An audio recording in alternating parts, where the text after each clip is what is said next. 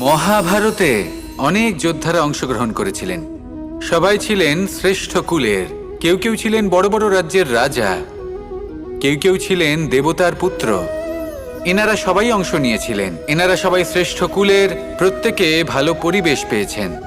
কিন্তু সেখানেই অন্যদিকে ছিল বারবারিক, অসুরপুত্র বারবারিক। এবং এই অসুরপুত্র বারবারিকই এই সময় দাঁড়িয়ে ভগবান রূপে স্থাপিত হয়ে আছেন। পুজো করা হয় তাকে। কারণটা কি? নির্বাচন। বারবারিক একটি দ্বন্দ্বের মধ্যে ছিলেন। ঠিক যেমন প্রত্যেক যোদ্ধার জীবনে দ্বন্দ্ব এসে থাকে, তখন সে কি নির্বাচন করবে সেটা হলো অত্যন্ত গুরুত্বপূর্ণ।